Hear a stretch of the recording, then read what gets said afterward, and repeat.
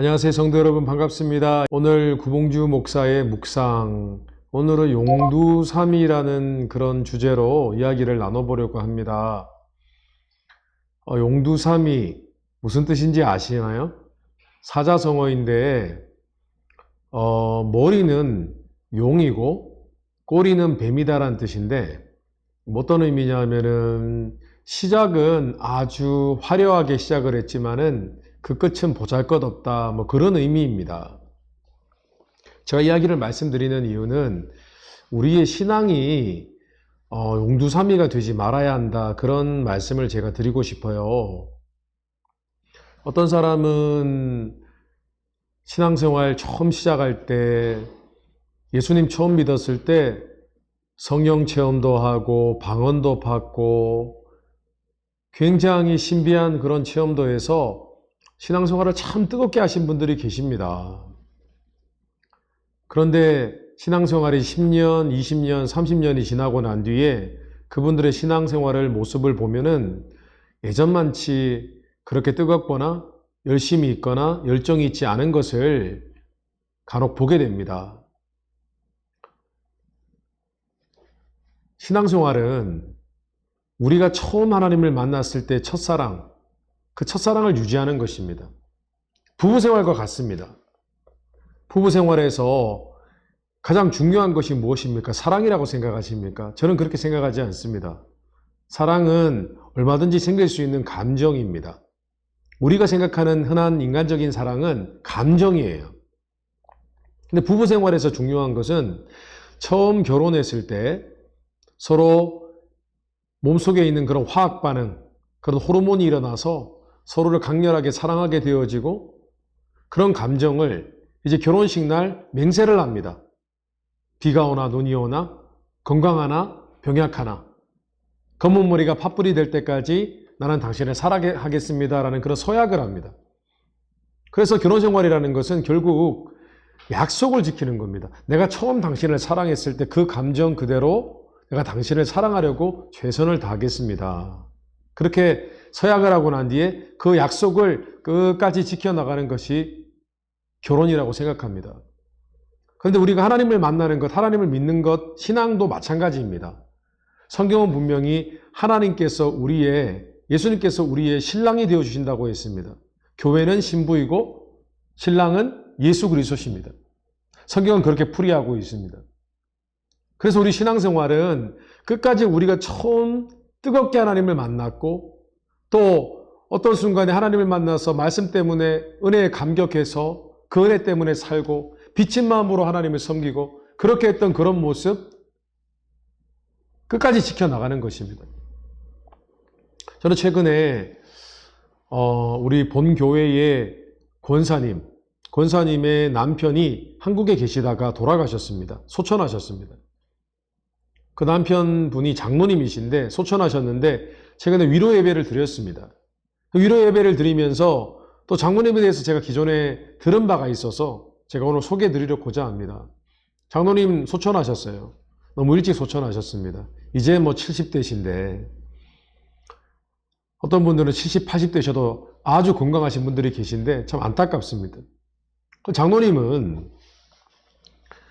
원래 교회는 다니셨지만은 권사님께서 열심을 내서 신앙생활 하실 때 그렇게 교회에 성실한 분은 아니셨어요. 음주를 좋아하셨습니다. 사업 때문에 늘 바쁘시고. 그래서 가정을 모르겠습니다. 잘 돌보셨는지 그는 모르겠습니다만은 굉장히 바쁘셨습니다. 그런데 50이 접어들 무렵에 덜컥 당뇨가 왔습니다. 그것도 그냥 서서히 당뇨 증세가 생긴 게 아니라 갑작스럽게 당뇨가 심하게 왔어요. 그래서 어려움을 겪으시고 당뇨 때문에 하시던 사업도 원활하게 하지 못하시고, 그런데 그것이 오히려 장로님께는 득이 됐습니다.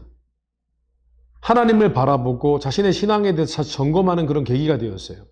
아마 제 생각에는 이전에 교회를 다니셨지만은 아마 장로님이 그때까지 하나님의 은혜를 체험하지 못하셨던 것 같습니다.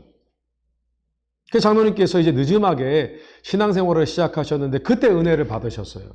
마음이 뜨거워지시고 하나님을 향한 열심과 열정이 생겼습니다. 그래서 장로님께서 그때부터 열심히 신앙생활을 하시고 교회를 섬기시다가 결국은 10년 만에 교회의 장로님으로 임직을 받으셨습니다. 아니, 얼마나 신앙생활을 열심히 하시고 교회를 섬기셨길래 10년 안에 그렇게 장로직을 받으셨겠어요. 열심히 섬기시고 하셨습니다.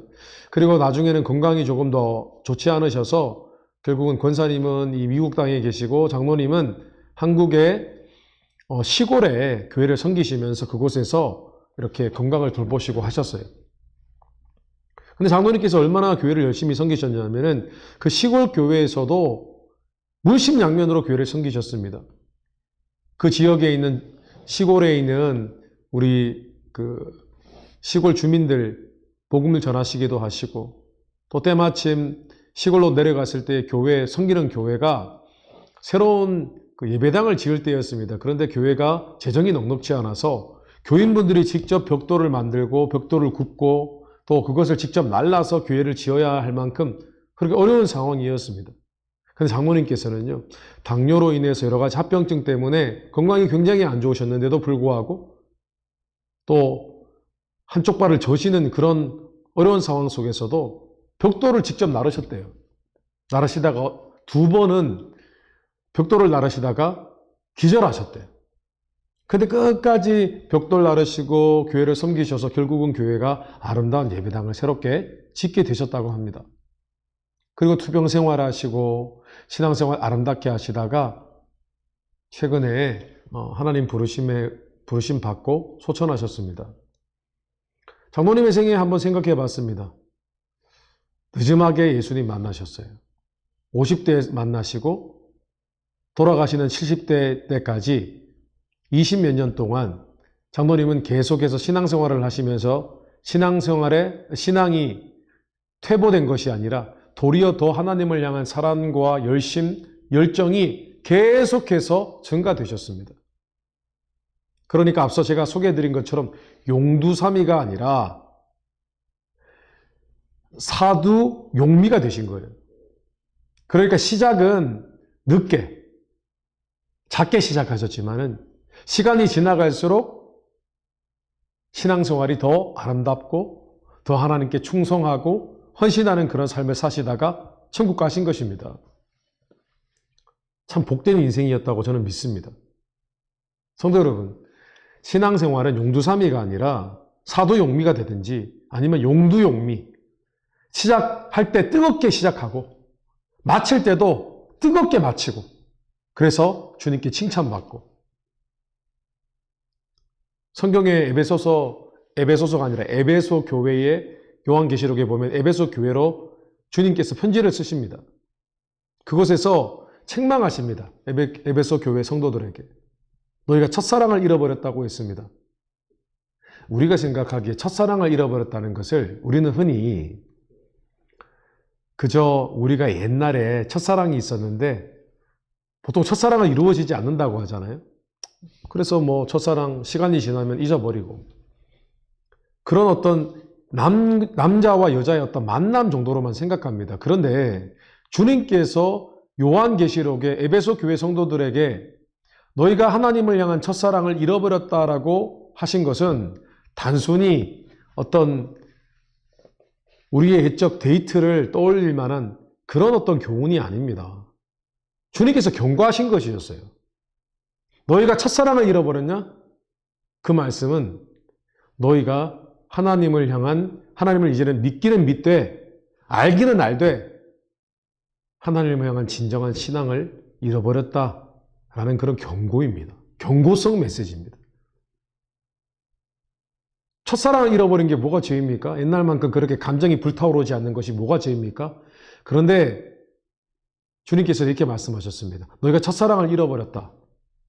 회개하고 다시 원래 자리로 돌아와라.